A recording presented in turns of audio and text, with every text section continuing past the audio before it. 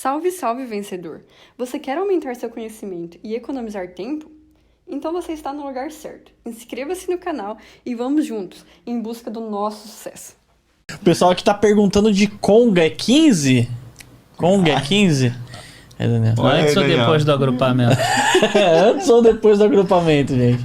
6 por 15, não? Tem uma galera aqui. 6 por 15. 6 por 15, né? É boa. Isso. O Cogna, vocês andam estudando ou não? É o 15. Cara, eu tenho estudado menos agora. Eu acho que ela ainda tem um pouco mais de dificuldade, mas ela ainda é líder do setor e isso precisa ser levado em consideração. Quer dizer, ela tem algumas marcas que são importantes e ela tem muitos polos, ela tem muitos alunos ainda, mas ela ainda está no período de queda. Eu não gosto de comprar no período de queda ainda de resultado. Eu sempre prefiro acabar a reestruturação toda, a empresa já mostrar uma altinha Ponto ali, de inflexão que você fala. ponto de inflexão que eu falo para depois entrar. Então ainda Senão não você deu pode pegar ponto de a faca inflexão. caindo. Não é em preço não, é em fundamentos que eu tô falando. Fundamentos mesmo? É. Eu não gosto, tá piorando os resultados. As receitas ainda estão caindo, a margem tá piorando. Alguns pontos já estão começando a melhorar. A Croton já teve um resultado melhor ali dentro da Cogna, isso é o fundamental ainda. Mas a Vasta ainda não conseguiu pegar tração, então ainda... E aí acaba que eu estudo um pouco menos, né? Porque eu vejo que ainda não tá tão legal, então eu não debruço tanto não. Não. E, a gente tá no dia 10/11/2021. Eu queria saber se vocês podem falar algumas pimentinhas pra 2022. Esse vídeo vai ficar eternizado, hein, Daniel? Ah, entendi. Isso é pra me botar no fogo, né? Vamos começar com as pimentinhas de fundo, cara? Vamos começar com as pimentinhas de fundo. Melhor. Aí eu penso um pouquinho aqui. Aí dá tempo de pensar, né? Cara, assim, como o Daniel falou, eu falei também, nos últimos meses as small caps estão muito amassadas, né? Então a gente vê algumas assimetrias revertidas aí. E, por exemplo, fundos que investem prioritariamente em small caps, que a gente gosta na carteira Z, que são fundos até com patrimônio relativamente menor do que alguns fundos de referência na indústria, que já tem 7, 8, 9 bi sob gestão. O Trígono é um fundo que cresceu muito nos últimos meses, mas ele tem tido algumas estratégias interessantes, como diminuir a liquidez. Era 30 dias para resgate, agora são 60 nos fundos principais, depois 90, porque isso dilui aí, porque os resgates do 30 vão acontecendo, então isso dá mais tempo para a gestão trabalhar na liquidez ali das ações em caso de resgates acentuados em determinados períodos. Então é um fundo que eu gosto bastante. Na verdade, o Trígono, a carteira Z, foi a primeira casa a identificar lá em 2018/19, para você ter uma noção, cara. Muita gente gosta de investir em ETFs, em índices, eu não acho errado, eu acho um caminho bom, tá? Mas gestões ativas a gente é fascinado, eu acho que a pessoa perde muito potencial quando não conhece pelo menos algumas gestões ativas. Cara, eles renderam desde 2018 240% a 40% do índice Small, né? Nossa, que reflete as menores empresas da Bolsa. E isso, não estou falando agora, não tô olhando no retrovisor, estou falando que a gente já recomendou o fundo na carteira Z, tá? Então a galera pegou essa alta toda aí, praticamente toda do fundo, e eu ainda acho que há uma simetria boa para quem tem um viés de longo prazo. É claro que o retorno anual composto, o CAGR dele está muito alto nesses 3, 4 anos. Nenhum fundo vai conseguir um retorno anual composto no longo prazo de 40% ao ano, 45% ao ano, obviamente. Mas em algum momento ele vai retornar à média. Qual é a média de um bom fundo de ação no longo prazo? Eu penso que entre 15% e 25% ao ano. Naquela média ele está muito bom, é excelente. Então, em algum momento ele vai reverter a média, mas se a pessoa tem um viés de longo prazo, eu acredito que é uma boa aquisição para o portfólio, num percentual moderado, tá? Inclusive vai ter o ETF da Trígono com uma metodologia dele que vai, a Trig 11, que vai abrir na bolsa agora na sexta-feira. Na próxima a gente vai estar lá na B3 também. Ele é um dos fundos que a gente gosta. Sofreu muito pouco nessas small caps que foram amassados agora, por incrível que pareça. Gosto muito também do fundo Inter Ibovespa, que é um fundo que nos últimos 4 meses ele tomou também uma porrada muito grande, justamente por esse viés em empresas menores, que a gente já estudou, já passou nas nossas análises. Quem pegou nossa recomendação no ano passado, cara, ele rendeu, por exemplo, tá? Eu falo de resultado, a gente tem muito aquela questão qualitativa e resultado também da parte processual do fundo que a gente estuda e conversa com as gestões. Ano passado ele rendeu 93% a 3% da bolsa. Esse ano ele está caindo o dobro da bolsa. sabe? Então as pessoas só precisam entender que as pessoas que entraram, por exemplo, compraram há pouco tempo, está numa queda acentuada de quase 40% a 50% nos últimos meses, no ano caiu o dobro da bolsa, acho que 20 e poucos por cento a 11%, que é um fundo que tem o viés também de longo prazo por investir em empresas menores, a liquidez dele é mais alta, acho que é D+4, então eu gosto da gestão, uma gestão que se provou, tem um pouco mais de 5 anos de gestão. Então, eu acho que o Trígono, o Inter Ibovespa é um excelente fundo, e outro fundo que a gente gosta bastante também, que também tem o viés de investir em empresas um pouco menores, é o Charles River, tá? Você repara que eu falo aqui de fundos menores, que a gente tem o viés da carteira Z de tentar identificar o Cristiano Ronaldo, as revelações do campeonato, quando elas estão lá no início, lá com 17 anos. Eu não quero identificar o Cristiano Ronaldo quando ele tem 45, 50 anos, já com uma pança grande e não consegue nem subir para cabecear a bola. Então, a gente tem muito esse viés de tentar encontrar o jogador em revelação do campeonato quando ele está nessa idade. Muita gente, sem querer criticar, mas enfim, prefere recomendar fundos já consolidados, um Brasil Capital, já que está com vários bilhões de patrimônio. A gente tem é um pouco reticente com relação a fundos maiores, não que a gente não recomende, mas a gente faz uma mesclagem de fundos um pouco grande, não tem problema nenhum, com fundos menores para balancear o portfólio. Acho que essa é uma estratégia inteligente. E esse último fundo aqui, para terminar, o Charles River, também é um fundo que investe em empresas menores e médias ali, que tem uma gestão muito arrumada, muito aprumada. Acho que o patrimônio dele hoje é de 117 milhões, uma gestora do Rio de Janeiro que a gente acompanha, fizemos live recentemente, e eu gosto bastante do fundo. Tem o índice Sharpe, né, a relação risco-retorno muito favorável, tá? Ele tem também um histórico, era clube antes, tem um histórico muito interessante. Nesse ano até tem sofrido pouco, por incrível que pareça, mas eu gosto bastante da gestão também. Essas daí são as apostas para 2022. Eu não gosto de falar muita aposta não, porque a aposta é obrigatório render naquele período ali.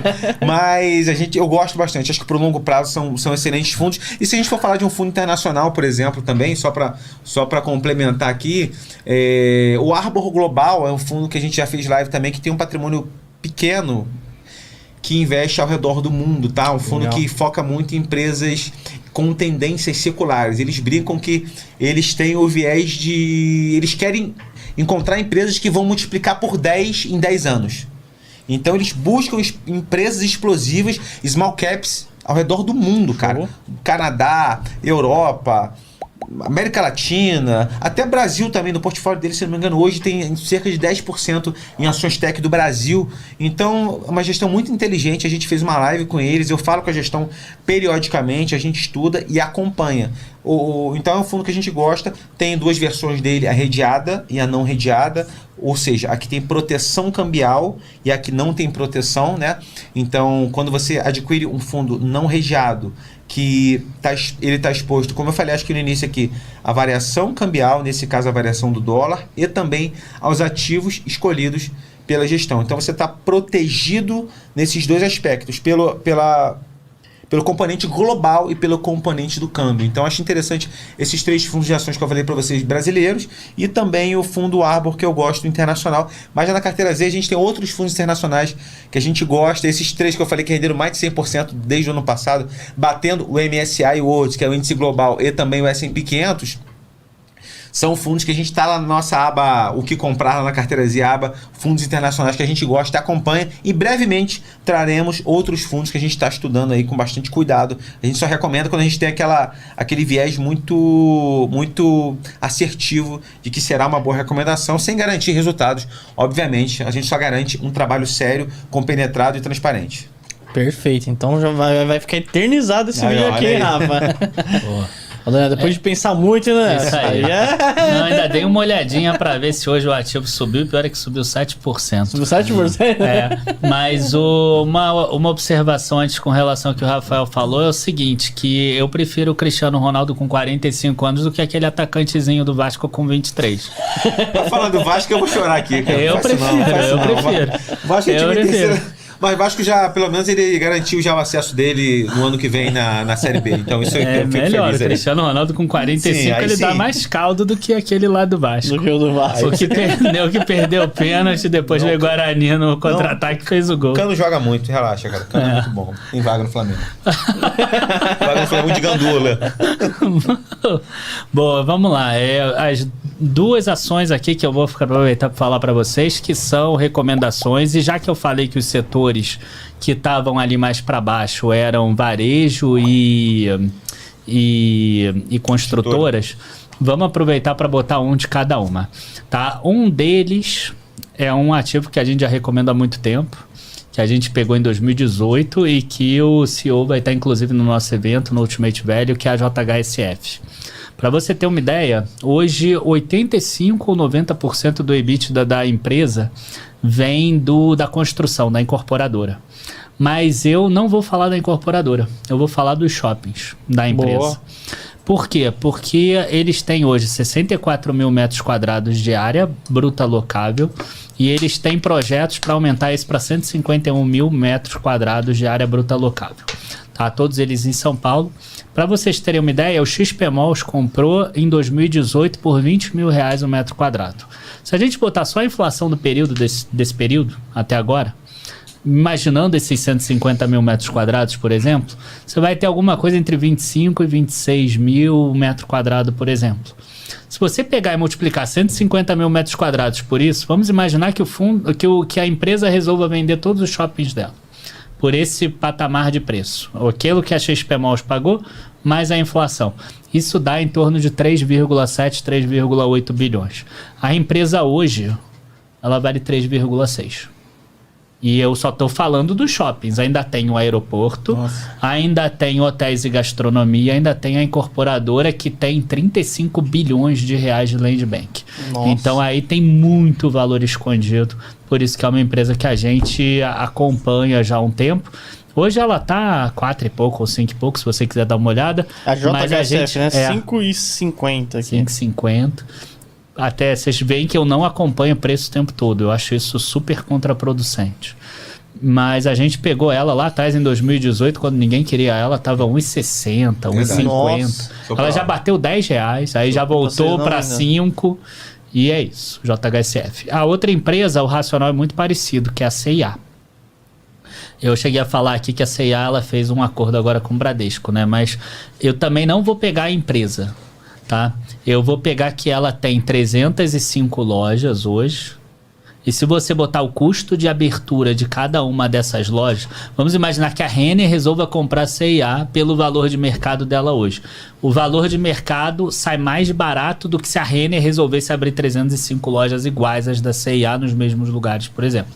Então também tem aí... São 2 cases de ativos ocultos, tá? Que o mercado vai ter que perceber isso ao longo do tempo. Então fica aí 2 dicas que a gente não precisa ficar entrando na receita, no lucro, no não sei o que lá, é isso. Tá. E essas daí são as 2 pimentinhas para 2022. Lembrando que acaba tendo risco maior as pimentinhas. Exatamente. Né? Quem não quer risco, cara, compra Itaúsa, é isso. Compra Itaúsa, fica lá de boa. Aí assim, Itaúsa 3 não vai 15, né? Não vai explodir, cara. Itaúsa 15, né? 15 centavos. Dei tanta risada da Itaúsa 15. Itaúsa é 15, aí o pessoal todo mundo vai subir 50%. Não, 15 centavos. É isso. Mas pra quem pagava 2, pagar 15 já tá melhorando muito, cara. Já tá melhorando, né? 750% de alto. No dividendo. É isso. Pô, já dá pra sair de uma balinha pra um croissant? Não dá, não. Se fosse 30 centavos tá caro. Salve, salve, família! Você quer aprender lições valiosas e fazer o melhor investimento da sua vida, mesmo com pouco dinheiro? Então veja o primeiro link da descrição. Vocês aí que assistiram, ficaram com a gente até agora, obrigado pela moral. Obrigado por acompanhar. O mais importante de tudo é você se inscrever no canal e deixar o like, porque pra você saber quando vai ter o próximo, etc e tal, aquele mesmo de sempre. E é isso, rapaziada.